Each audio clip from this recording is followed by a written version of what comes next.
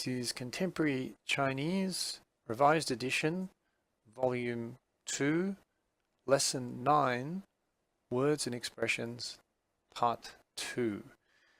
So we start off with being angry or annoyed. 生气，生气.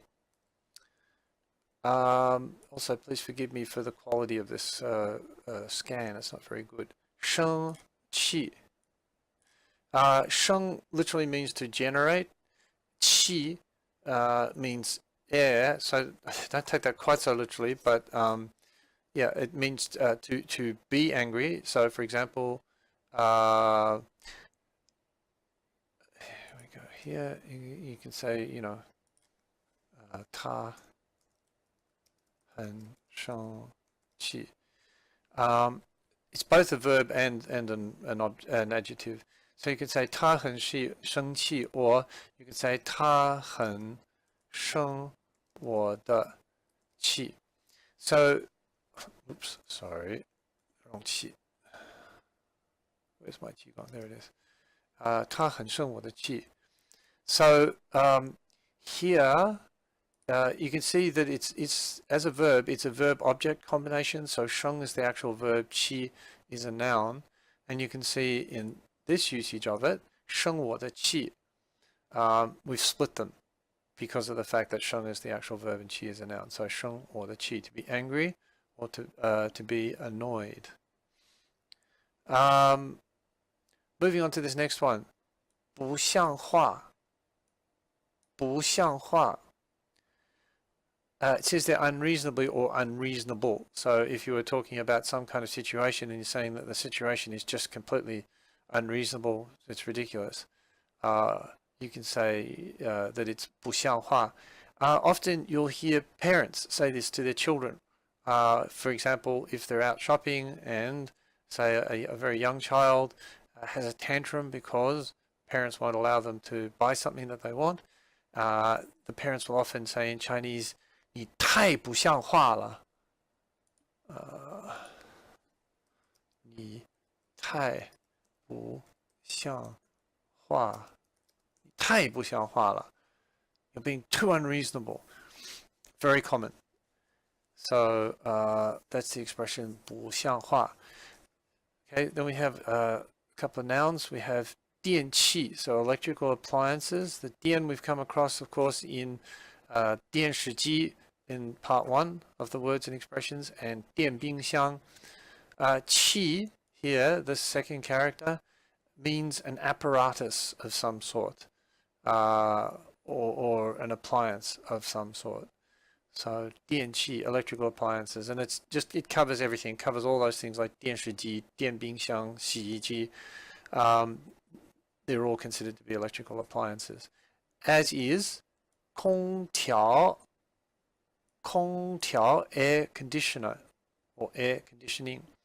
And if you look at the characters and analyze them briefly, 空 is part of the word for air, which I'm pretty sure we've already learned, which this may not work out so well. I'm not sure how this is going to work out. Why is it?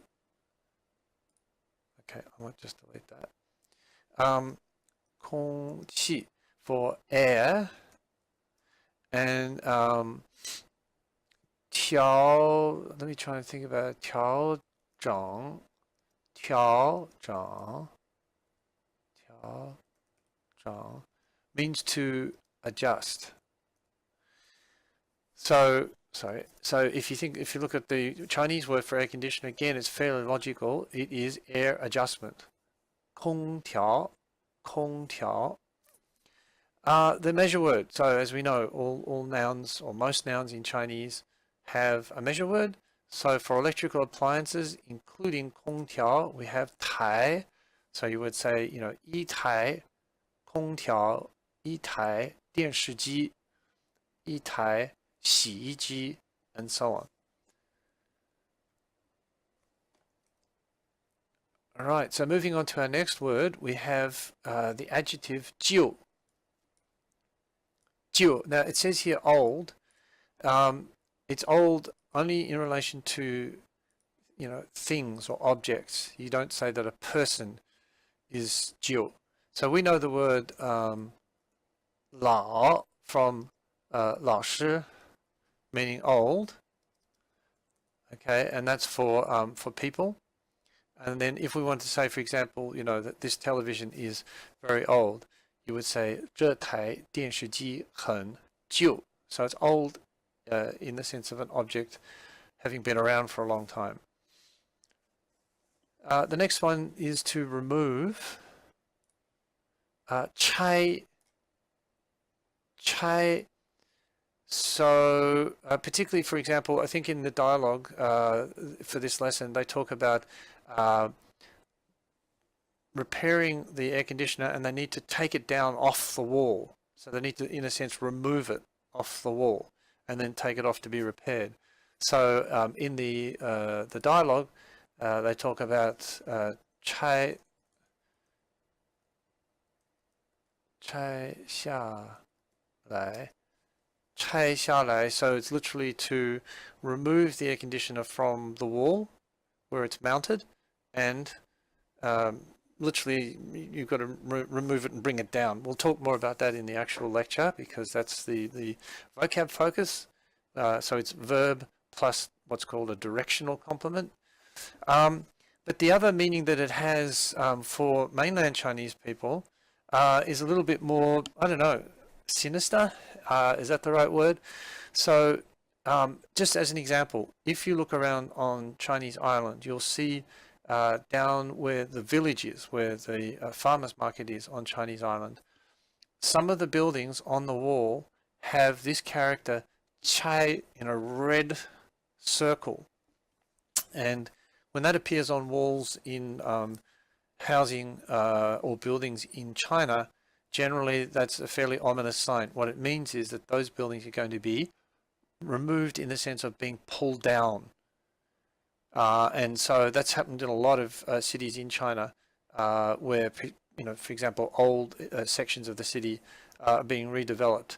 And so the original buildings that are there, often this character Chai in the red circle, and the characters in red as well, will appear well before the buildings start to get torn down. And of course, you know, people are moved on. They're generally speaking given some kind of compensation. Often it'll be say a new apartment, but in an area which is a long way from where they originally lived, on the outskirts of town often. So a lot of people are kind of reluctant to move because it's not convenient for them then to get to things like their employment or the hospital or shops or whatever.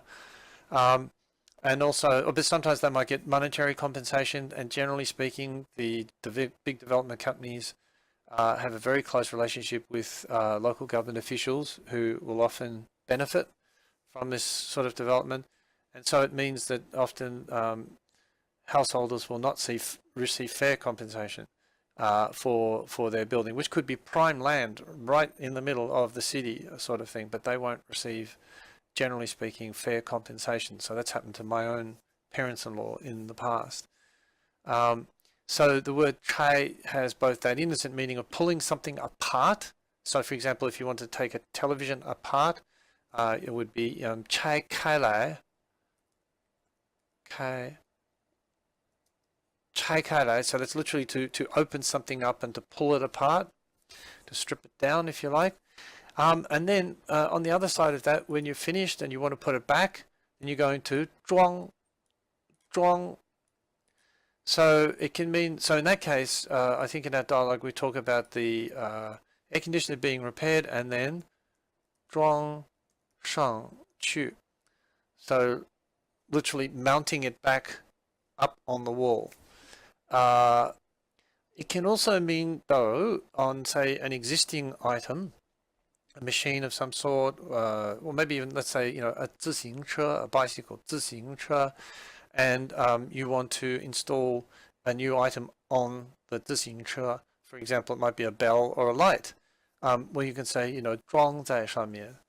So 装在上面. So to literally to mount or install something on an existing item. So 装 can be used in both those ways.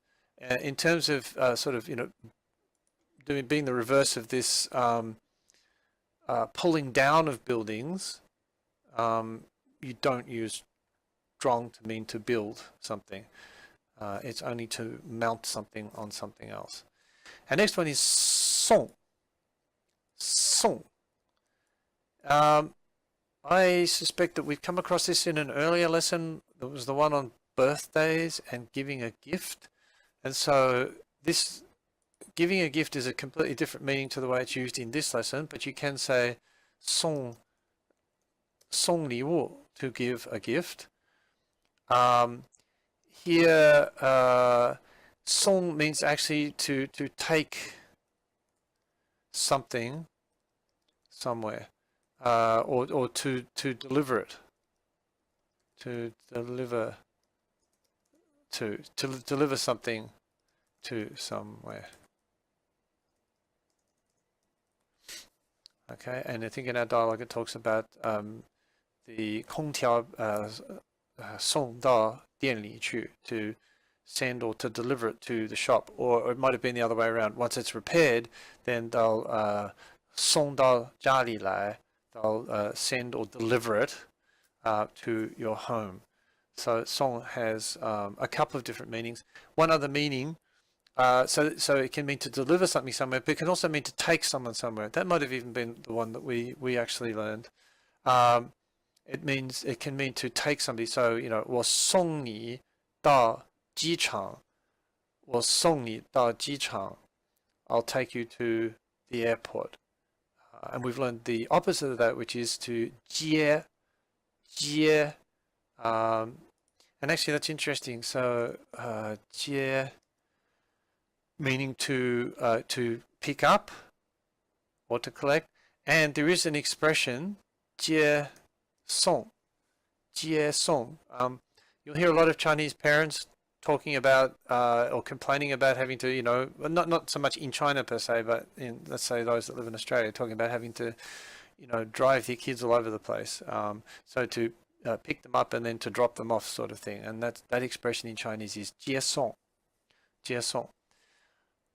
We're now going to learn another word for if. I have a feeling that we've already learned this, but anyhow, it doesn't matter. 如果. Of course, the other one that we learned was, I'm sure you remember this, 要是.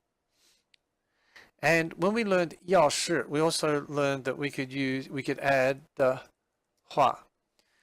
You can do the same for 如果. You don't have to, but you can. 如果 something, the 话. And in terms of the difference between the two, basically they're used the same way. As far as I can think, there's no real difference between the two. So now we're going to look at a word that relates to the accommodation theme of this lesson. Landlord, landlady, or owner. 房东.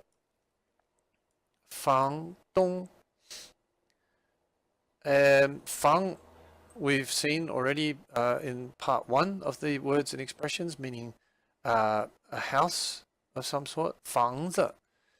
东 we've also learned before to mean east, but it's also part of the word for example, a host. So if we're talking about, say, for example, the host country for, let's say, an event like the Olympics, that is going to be the 东道国, meaning the host, for an event. And then you also have 东道主 is literally the host at, say, for example, a dinner, like a formal official dinner or something like that. You have your 东道主. And we've actually come across that word 东道主 before. You might not remember, but one of the very early lessons on Chinese Island, where you had to go into the 包间. So that was the little private dining room in the restaurant on Chinese Island. And we looked at where people sit, the different positions for the main host, the main guests, and so on. So the host in that scenario, and we came across this word at that time, was 东道主. So 房东, meaning landlord, landlady or owner. So in a sense, they're like the host that, are renting out their accommodation to a guest. Now, what's the guest called? We've got 房东, so the guest is called, or the tenant, sorry, is called a 房客. I'll put that below there. 房客, which is the tenant, if that's how you spell it. So 房东 is the landlord, landlady, or the owner, and 房客. And if you look at that again, here's our 房. The font obviously is a bit weird on that one. And then 客 is part of the word for 客人, which means a guest. So this is literally 房客 is almost like a house guest, but in the sense of being a tenant. Okay, moving along, we now have way or method. 办法. 办法. This is very common word that you'll hear often in China. More often than not, you'll hear it in one of two ways. One is 没办法, meaning, sorry, nothing we can do about it. There's no way or method to do what you want to do. 没办法. And the other one you'll often hear is 有什么办法? So, you know, what can we do about it? What way or method is there of us to be able to do whatever it is that you want to do? 有什么办法? I'm just going to move that up. Right.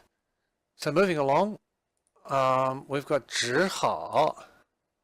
只好.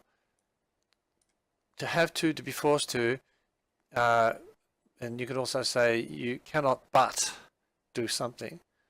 So, for example, you may not want to go somewhere, but because of circumstance, whatever, you say, well, I've got no choice but to go.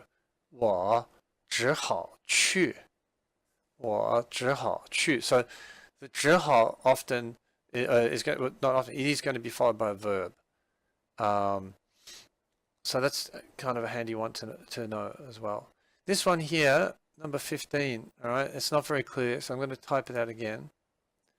And the expression is 一 something something 就 something something. And as it says here, it expresses the meaning as soon as I've done this, then I'll do that. Or once I've done this, then I'll do that. So the 就 here, and again we've come across 就 quite a few times throughout the semester and the textbook. Here it means then. So in other words, the sort of consequence or the next thing. So for example, if I want to say something like, as soon as he arrives, then we'll eat. 他一来，我们就吃饭. I mean, I guess the other way we've come across 就 is in terms of when something is going to happen fairly immediately. So we've learned the expression 马上, 马上, literally on one's horse, which means immediately. And often that's followed by the character 就, which means something happens very quickly. So 就 has that meaning as well. So 一 something something 就.